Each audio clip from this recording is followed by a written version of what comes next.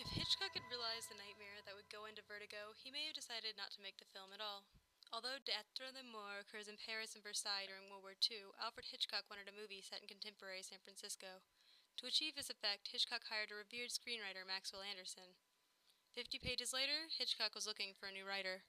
Longtime friend and collaborator Angus MacPhail sends Hitchcock a fevered message expressing his eagerness to work on the script.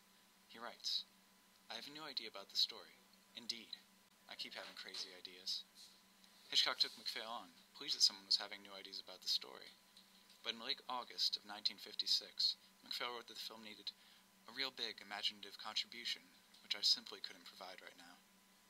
Though MacPhail departed, and had written little, he left a considerable mark on the script, including establishing the film's structure. Hitchcock honored MacPhail and his heritage by changing the protagonist's name to Scotty. Unlike Scotty in the premiere scene of the film, MacPhail's groundbreaking work, Hitchcock dangled over an abyss of failure. Once again, Hitchcock was without a writer. To replace the void left by MacPhail, the studio suggested the writer Alec Copel for Vertigo. Copel added a few innovations, including the creation of a parachuting backstory for Scotty's acrophobia.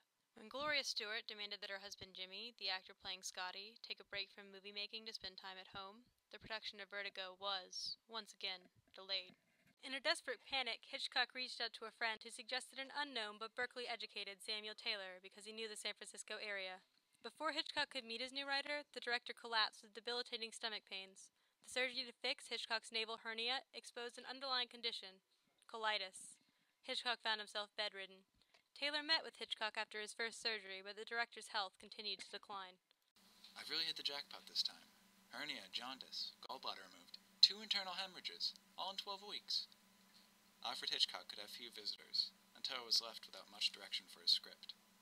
Herbert Coleman, affectionately called Herbie, and Jimmy Stewart stepped in to aid the writer by offering to meet and collaborate on the script.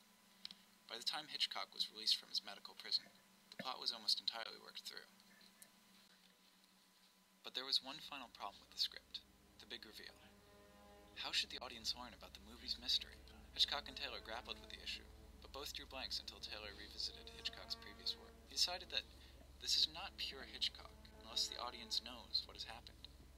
He added a tortured letter to set the reveal near the film's center, shaping the suspense of the second half. The final problem was solved.